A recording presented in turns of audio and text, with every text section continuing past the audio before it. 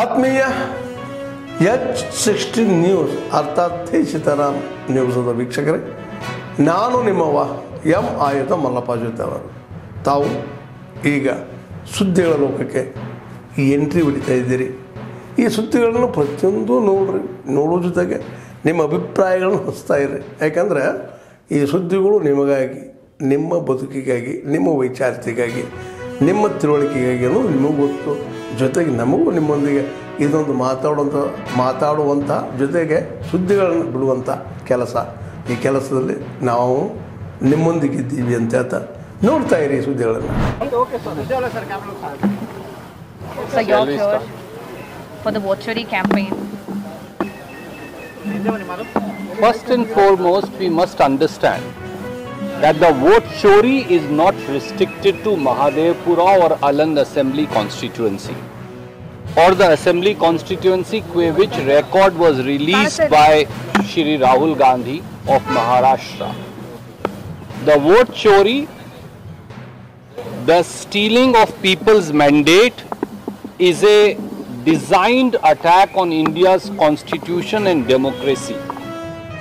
The sinister forces of the BJP are taking away your right to elect a person of your choice.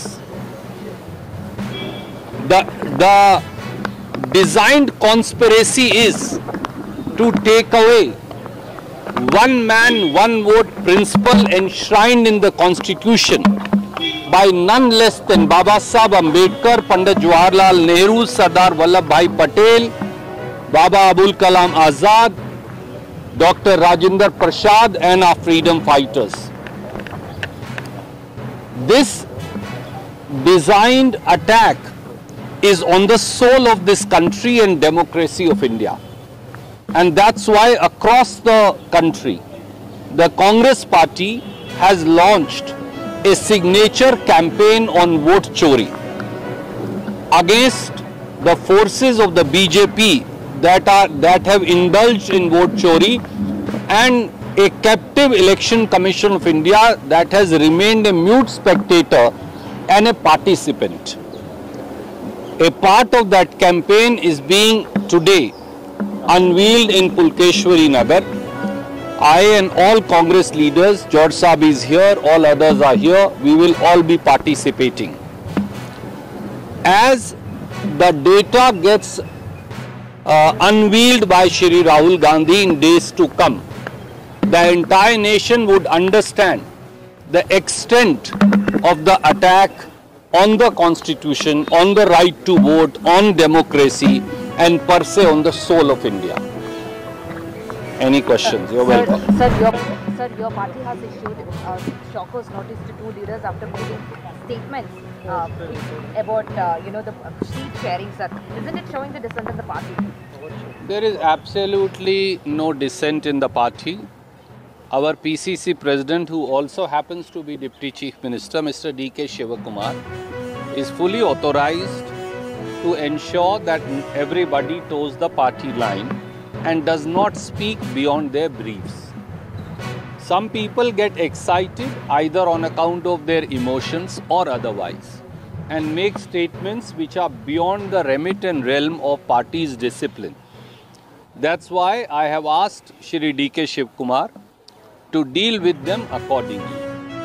Our job today in Karnataka is that people of Karnataka, our fellow brothers and sisters of Karnataka, they are given full participation in governance.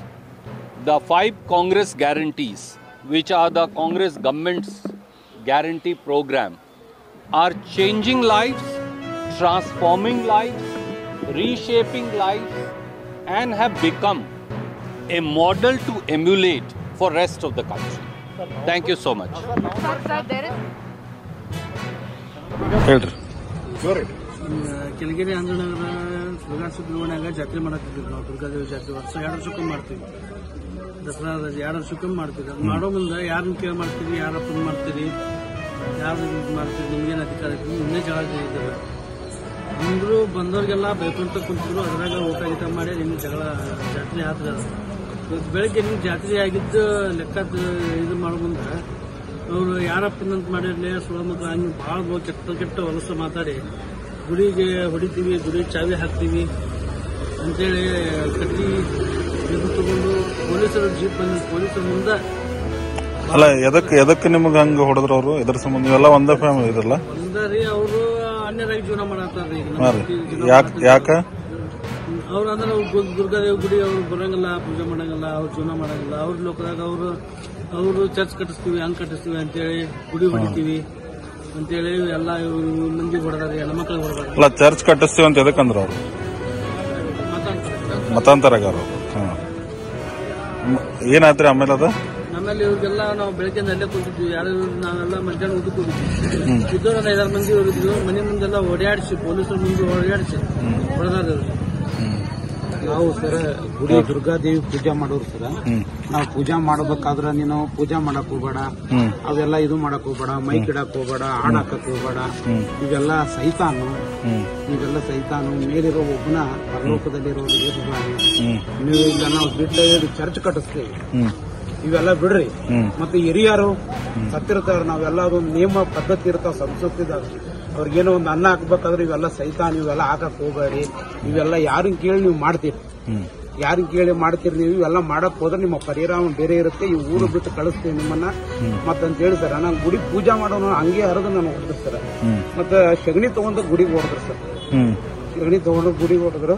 ಆ ಗುಡಿ ಬೆಳೆಸಬೇಕು, ನೀವು ಯಾರ ಅಪ್ಪನ ಆಸ್ತಿ ಅಂತ ಮಾಡಾಕತ್ತೀರಿ, ನಮ್ಗೆ ಇಲ್ಲಿ ಅಕ್ಕ ಐತಿ, ಅದೈತಿ, ಇದೈತಿ ಅಂತ ಹೇಳಿ ನಮ್ನೆಲ್ಲ ದೌರ್ಜನ್ಯ ಮಾಡಿ ಮತ್ಲಿಗೋ ಇಲ್ಲಿ ಹೊಡೆದಾರ ಸರ್. ಇಲ್ಲಿ ಹೊಡೆದಾರ ಸರ್, ಇಲ್ಲಿ ಹೊಡೆದಾರ. ಇಲ್ಲೆಲ್ಲ ಕಾಯ್ತಾಗಳಿದ್ವು ಸರ್, ಇವೆಲ್ಲ ಅರ್ಧ ಹಾಕಿದ್ರು ಸರ್.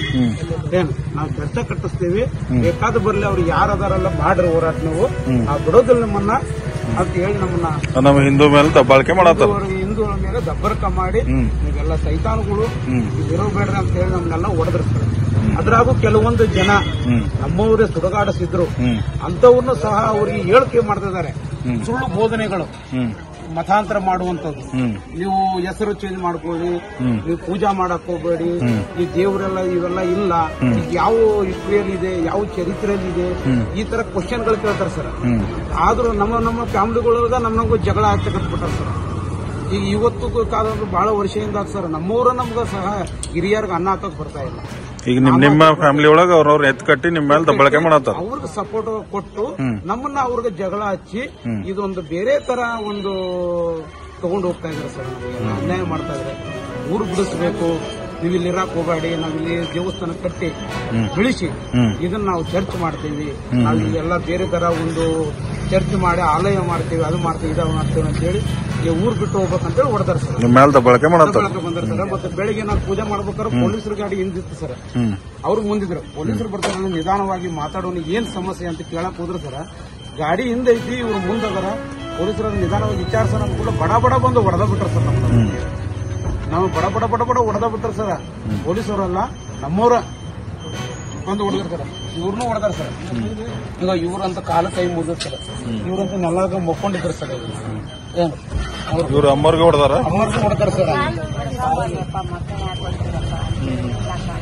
ನೀವು ವೇಷಭೂಷಣ ಮಾಡಕ್ ಹೋಗಬೇಡಿ, ಇವ್ರ ಅಕ್ಕಾರಿಗೆ ಹೊಡೆದಾರ, ಅವ್ರಿಗೂ ಹೊಡೆದಾರ ಸರ್. ನಿಮಗೂ ಹೊಡೆದ್ರು. ಕಣ್ಣಿಗೆ ಹೊಡೆದ್ರು ಸರ್.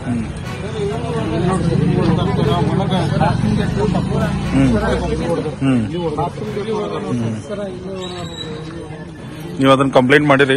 ನಾವು ಕಂಪ್ಲೇಂಟ್ ಮಾಡೋಣ ಸರ್. ನಮ್ಗೆ ಗುರಿ ಹಿರಿಯರು ಇರ್ತಾರೆ ಸರ್. ನಾವು ಅವರು ಒಂದು ಗುರಿ ಹಿರಿಯರ ಮಾತು ಬಿಟ್ಟು ನಾವು ದಾಟಿ ಹೋಗೋದು ಸರ್. ವಿಚಾರಿಸೋಣ, ಅವರು ಸಮಾಧಾನ ಬಂದ್ರಲ್ಲ ಪೊಲೀಸರು ಕುಂತು ಏನನ್ನ ಚರ್ಚೆ ಮಾಡೋಣ ಅಂತ ಇದ್ದೀವಿ ಸರ್. ಅಷ್ಟ್ರೊಳಗ ಬಂದ ನಮ್ಮ ಮೇಲೆ ಕಾನೂನು ಪ್ರಕಾರ ಕಾಯಿ ತಗೊಂಡು ಬಿಟ್ರು ಸರ್. ಅವರು ಹೊಡೆದು ಎಲ್ಲ ಅಲ್ಲ. ಈಗ ನಿಮ್ಗೆ ಹೊಡೆದ್ಮೇಲೆ ಕಂಪ್ಲೇಂಟ್ ಮಾಡಿರಿ? ಕಂಪ್ಲೇಂಟ್ ಮಾಡಿದ್ವಿ ಸರ್. ಕಂಪ್ಲೇಂಟ್ ಕಾಪಿ ಎಲ್ಲ ಕೊಟ್ಟಾರ ನಿಮಗೆ? ಕಂಪ್ಲೇಂಟ್ ಕಾಪಿ ಎಲ್ಲ ಸರ್. ಗುರಿ ಹಿರಿಯರು ಹೋಗ್ಯಾರ, ಕಂಪ್ಲೇಂಟ್ ಮಾಡ್ಯಾರ,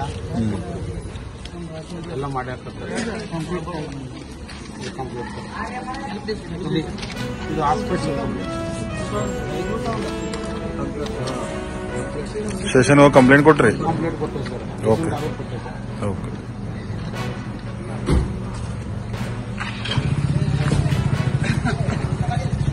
ಸರ್ಕಾರ ಹಾರಾಟ ಹೋರಾಟ ನಿಲ್ಲಿಸಲಿ, ರೈತರ ಸಂಕಷ್ಟಕ್ಕೆ ಧ್ವನಿಯಾಗಲಿ. ಕಳೆದ 2 ತಿಂಗಳಿಂದ ರೈತರು ಅತಿವೃಷ್ಟಿಯ ತೊಂದರೆಗೊಳಗಾಗಿದ್ದರೂ ಕೂಡ ಜಿಲ್ಲಾ ಉಸ್ತುವಾರಿ ಸಚಿವರು ಎಷ್ಟು ಕಡೆ ಭೇಟಿ ಕೊಟ್ಟಿದ್ದಾರೆ? ಎಷ್ಟು ಕಡೆ ಭೇಟಿ ಕೊಟ್ಟಿದ್ದಾರೆ? ಭೇಟಿ ಕೊಟ್ಟಿಲ್ಲ. ಅಂದರೆ ರಾಜಕೀಯ ಕಾರ್ಯಕರ್ತನಿಗೆ ಎಲೆಕ್ಷನ್ ಮುಖ್ಯ ಆಗುತ್ತೆ, ಆದರೆ ಆಡಳಿತ ನಡೆಸುವ ಸಚಿವರಿಗೆ ಚುನಾವಣೆಗಿಂತ ಮುಖ್ಯ ಜನರ ಬದುಕು. ಜನರ ಬದುಕನ್ನು ಮರೆತು ನೀವು ರಾಜಕಾರಣವೇ ಮುಖ್ಯ ಆಗೋದಾದರೆ ಜನರ ಸ್ಪಂದನೆ ಇಲ್ಲಿರ್ತಕ್ಕಂಥ ಸರ್ಕಾರ ಅನ್ನೋದು ಸ್ಪಷ್ಟ ಆಗುತ್ತೆ. ನಿಮಗೆ ಅಧಿಕಾರ ಕೊಟ್ಟಿದ್ದಾರೆ, ಅಧಿಕಾರ ಕೊಟ್ಟಿರೋದು ಭ್ರಷ್ಟಾಚಾರ ನಡೆಸೋಕ್ಕೆ ಅಂತ ಅನ್ಕೊಂಡ್ಬಿಡ್ತೀವಿ. ಅದಕ್ಕೆ ಈಗಾಗಲೇ ನಮ್ಮ ವಿಪಕ್ಷದ ನಾಯಕರು ಹೇಳಿದ್ದಾರೆ, ದೊಂಬರಾಟ ಹಾರಾಟ ನಿಲ್ಲಿಸಿ ಜನಪರವಾಗಿ ರೈತರ ಪರವಾಗಿ ಕೆಲಸ ಮಾಡಿ. ಇಲ್ಲದೇ ಇದ್ದರೆ ರೈತರೇ ಅಟ್ಟಾಡಿಸ್ಕೊಂಡು ಬಡಿಯುವಂಥ ದಿನ ದೂರ ಇದೆ. ಈ ಕಾಂಗ್ರೆಸ್ನವ್ರು ಬಂದಿಲ್ಲ ಅಂತಲೇ ಎಚ್ಚರಿಸೋದಕ್ಕೆ ನಾವು ಬಂದಿರೋದು. ವಿಪಕ್ಷದ ಕೆಲಸ ಏನು? ಅವ್ರು ಕೆಲಸ ಮಾಡೋಂಗೆ ನೋಡ್ಕೊಳ್ಬೇಕಾಗಿರೋ ಜವಾಬ್ದಾರಿ ನಮ್ದಲ್ಲ. ಅವ್ರನ್ನ ಸರ್ಕಾರ ಜನಪರವಾಗಿ ಸ್ಪಂದಿಸ್ತಾ ಇಲ್ಲ. ರೈತರ ಪರವಾಗಿ ನೀವು ಬದುಕಿದ್ದು ಸತ್ತಂಗಾಗಿದ್ದೀರಿ. ನೀವು ಬದುಕಿದ್ದೀವಿ ಅಂತಿದ್ರೆ ಪರಿಹಾರ ಕೊಟ್ಟು ಬದುಕಿದ್ದೀವಿ ಅಂತ ತೋರಿಸಿ. ನಮ್ಮ ಸರ್ಕಾರ ಇದ್ದಾಗ ಮನೆ ನಷ್ಟ ಆದರೆ 5 ಲಕ್ಷ ಕೊಡ್ತಿದ್ವಿ, ನೀವು ಅದನ್ನೂ 2 ಲಕ್ಷಕ್ಕೆ ಇಳಿಸಿ ಅದನ್ನೂ ಕೊಡ್ತಾಯಿದ್ದೀವಿ. ಮನೆ ಬಾಗಿಲಿಗೆ ನೀರು ಬಂದರೆ 10,000 ರೂಪಾಯಿ ಪರಿಹಾರ ಕೊಡ್ತಿದ್ವಿ, ನೀವು 10 ರೂಪಾಯಿ ಕೊಟ್ಟಿಲ್ಲ. ಅಲ್ಲಿ ಲೆಕ್ಕ ಹಾಕಿದರೆ ನೀವು ಬದುಕಿದ್ದು ಸತ್ತಂಗಲ್ವಾ? ಬರೀ ಕಮಿಷನ್ ತಗೊಳಕ್ಕ ನೀವು ಸರ್ಕಾರದಲ್ಲಿ ಕುಂತಿರೋದು? ಲೂಟಿ ಹೊಡಿಯಕ್ಕ ಸರ್ಕಾರಕ್ಕೆ ಕುಂತಿರೋದು?